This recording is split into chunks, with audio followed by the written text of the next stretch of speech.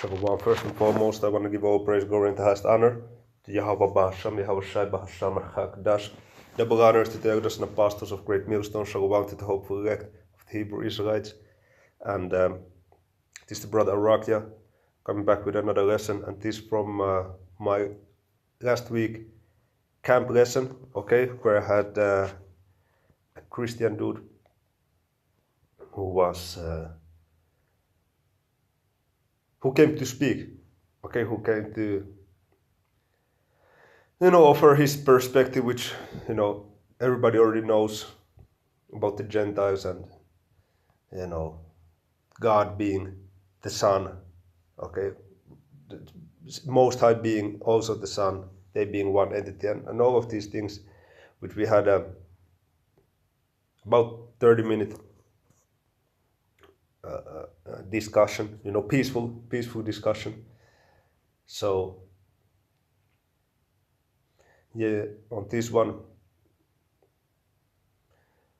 what was the first point of discussion? And I'm gonna make more lessons about this in the Finnish language, Lord willing, but the first one was concerning Apocrypha. Okay, so he was saying that the Apocrypha is, he not really getting into it, and how can you say it as part of the scriptures? Well, these are the things you understand through the Spirit, man. If you read the Apocrypha, you understand that that's definitely the word of the Most High. Just only read Sirach, Ecclesiasticus. That's one of my favorite books out of the whole scriptures. And you can see how powerful it is, man. You can see it's totally inspired by the spirit of Yahweh Bashem, Yahweh Shai.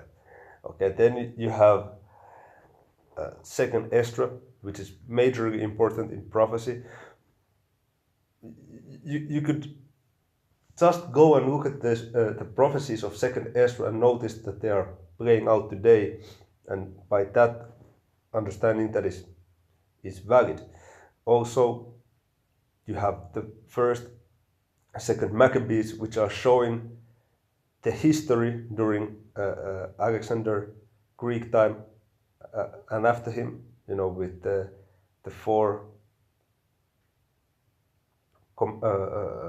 Lysimachus, Cassander, Ptolemy, and Seleucus. Okay, and how they came into power, you see. And in the book of Daniel, he prophesied concerning Alexander and also Antiochus the fourth. And when was it fulfilled? In the Apocrypha. Okay, and I also mentioned to him that in the Apocrypha, it speaks about Hanukkah, okay, or the Feast of Dedication. Okay, so I'm going to that on this one. Then when we were speaking for, I would say, at least third of the time, 10 minutes, which he was there. So of the 30 minutes, I think at least 10 minutes we were speaking about how the Most High and the Son is not one entity, which is crazy, by the way. That doctrine that they would be the same entity. And I showed him the scriptures, and he was familiar with the scriptures that, Stephen, before he was stoned, or when he was stoned, he looked up into heaven and he saw the Most High, and on his right hand, Yahweh Shai. He was familiar with the scriptures that in the Garden of Gethsemane, the oil press, that Yahweh Shai prayed up to the Father that he don't want to go to the cross. So I asked, was he praying to himself? Well, he was just giving, ambiguous and vague answers, not really anything that would be truthful, to be honest, because it is very clear cut. Okay, but I'm gonna speak about that in another video. But hey, this one first, it says, I wrote, when was Apocrypha removed from the Bible? And it says, this is the AI overview, or the AI assist. It says, the Apocrypha was removed from the Protestant Bible in the early 19th century, with the British and Foreign Bible Society dropping it from English Bibles in 1804. However, Martin Luther had already separated it into a distinct section in his 1534 Bible, marking a significant shift in its status. Okay, so what you're seeing here is the Apocrypha. About 200 years ago, it was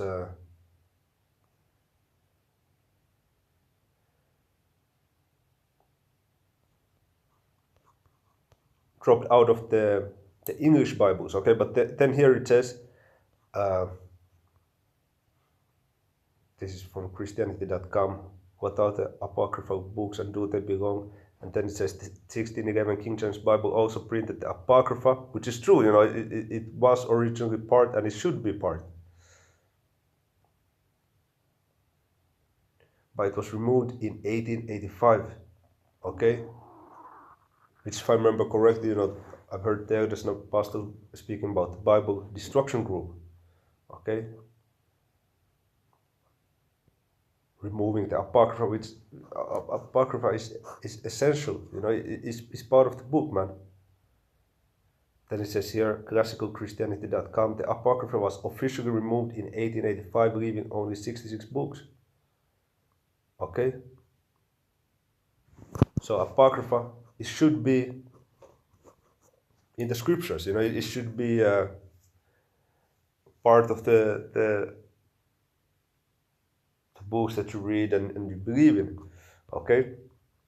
So you have 1st Ezra, 2nd Ezra, Tobit, Judith, additions to Esther, Wisdom of Solomon, Ecclesiasticus, Baruch, Letter of Jeremiah, Prayer of Azariah, Susanna, Bel and the Dragon, Prayer of Manasseh, 1st Maccabees, and 2nd Maccabees.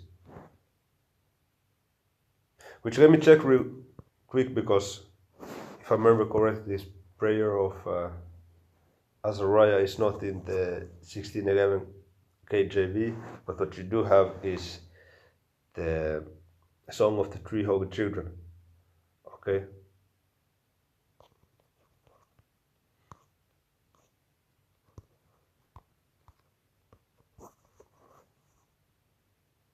Which is of Shadrach, Meshach, and Abednego.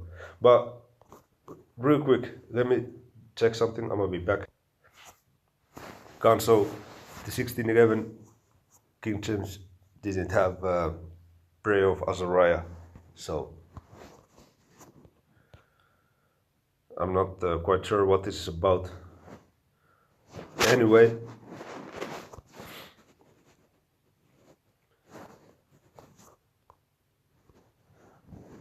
also how you know the scriptures are referring to Apocrypha is the Feast of Dedication, also known as Hanukkah. Okay, which let's read about it in Maccabees chapter 4. Okay, you can clearly see it there. And I'm gonna you know read. I'm gonna jump around. Okay, 1st Maccabees 4 and 1. Then took God just 5,000 footmen and 1,000 of the best horsemen and removed out of the camp by night, to the end he might rush in upon the camp of the Jews, okay, Israelites, and smite them suddenly. And the men of the fortress were his guides.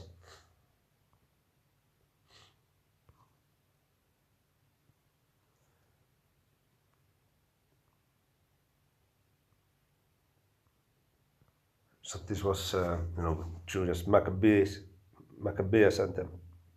Judas Maccabeus.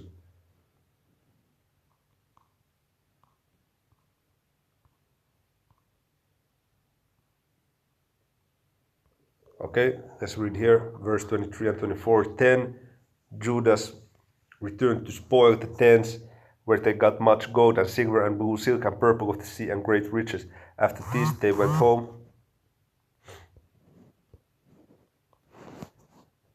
Verse 24 again. After this they went home and sang a song of thanksgiving and praised the Lord in heaven, because it is good, because his mercy endureth forever. Okay, thus Israel had a great deliverance that day.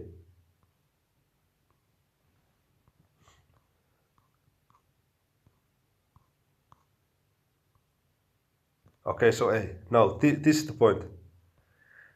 Verse 36. Then said Judas and his brethren, because they was beating the asses of this damn heathen that tried to come up against us. So they needed to regroup and come up with a new battle plan. So then this is what Judas Maccabean said. First Maccabees 4:36. Then said Judas and his brethren, behold, our enemies are discomfited. Let us go up to cleanse and dedicate the sanctuary. Upon this all the host assembled themselves together and went up into Mount Zion. And when they saw the sanctuary desolate and the altar profaned and the gates burned up and shrubs growing in the courts as in a forest or in one of the mountains, yea, and the priest's chambers pulled down, they rent their clothes and made great lamentation and cast ashes upon their heads. This damn heathen messed up with our temple and fell down flat to the ground upon their faces and blew an alarm with the trumpets and cried toward heaven. Then Judas appointed certain men to fight against those that were in the fortress until he had cleansed the sanctuary. So he chose priests of blameless conversations, such as had pleasure in the law, okay, who cleansed the sanctuary and bare out the defiled stones into an unclean place. And when as they consulted what to do with the altar of burnt offering, which was profaned, okay, these motherfuckers was burning up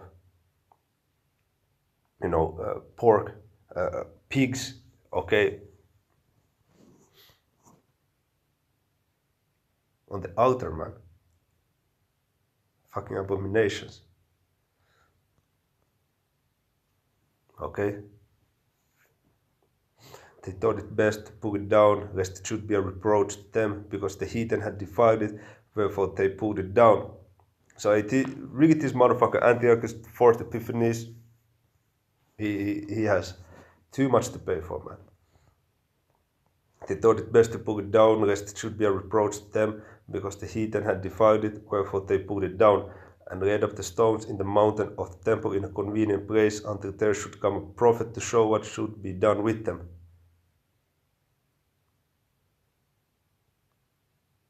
Okay, let me jump down. So they put up the temple again to be holy, okay, to be cleansed, okay. Verse 52. Now on the 25th day of the 9th month, which is called the month Casero, in the 148th year, they rose up betimes in the morning and offered sacrifice according to the law upon the new altar of burnt offerings which they had made. Look at what time and what day the heathen had profaned it, even in that was it dedicated with songs and citherns and harps and cymbals. Then all the people fell upon their faces, worshipping and praising the power of heaven, Yahweh, who had given them good success. And so they kept the dedication of the altar 8 days and offered burnt offerings with gladness and sacrificed the sacrifice of deliverance and praise. Okay, from the 20th day of the 9th month until the day of the 9th month, according to the new moon, okay, according to the moon cycle, okay. Verse 56, and so they kept the dedication of the altar 8 days and offered burnt offerings with gladness and sacrificed the sacrifice of deliverance and praise. They decked also the forefront of the temple with crowns of gold and with shields, and the gates and the chambers they renewed and hanged doors upon them. Thus was there very great gladness among the people, for that the reproach of the heathen was put away. Moreover, Judas and his brethren with the whole congregation of Israel ordained that the days of the dedication of the altar should be kept in their season from year to year by the space of 8 days, from the 5, Salakia, not from the 20th, but from the 25th day of the month Casrel, with mirth and gladness. Okay, so from the 25th day of the 9th month according to the moon, so from that 8 days, beginning from that 8 days, with mirth and gladness, you keep the feast of dedication, dedicating or celebrating the cleanse of our temple. Okay, so now it's in John book of John, where they speak about what the feast of dedication is being mentioned. And where did they get it from if Apocrypha is invalid? Because this dude that came up to me said that there is no reference whatsoever in the New Testament about Apocrypha. But how do you break this down then when it says John 10 and 22, and it was at Jerusalem the feast of the dedication, and it was winter, which that is definitely what we just was reading. And Yahushua walked in the temple in Solomon's porch. So he was participating in the feast of dedication. So you see, there is in the Old Testament there is no mention of this feast of dedication. Why? Because it hadn't happened. If you're saying that the Apocrypha is completely invalid and there is no reference whatsoever, how do you explain this verse, John 10 and 22? And it was at Jerusalem the feast of dedication, it was winter, which makes sense because it is the 9th month of the year. And if the year begins, which is thus as at spring, so then 9 months from spring, that's winter time. Okay, and that's accurate. And that shows you that January is not the first month of the year, because if it was, then the 9th month would be September. That's not winter, that's fall or autumn season. But the year starts in the springtime according to the new moon, whether it be in the end of February or in time of March. Fast forward 9 months, you get January, okay? You see, or December, okay? April, May, June, July, August, September, October, November, December, which is the winter time. So it lines up perfectly. So I want to see some how they're gonna speak about that when we go to BLB. So they were celebrating something which was written in the book of 1 Maccabees chapter 4. So if you say Apocrypha is not valid, you would have to say that verse was added in there in John 10, or you would have to just say that even the book of John is invalid, or you get Apocrypha out. That's the point. Which this is Hanukkah. Okay, let me read it in the NLT. John 10 and 22. It was now winter, and Yahushua was in Jerusalem at the time of Hanukkah, the festival of dedication. He was in the temple walking through the section known as Solomon's colonnade. So you see,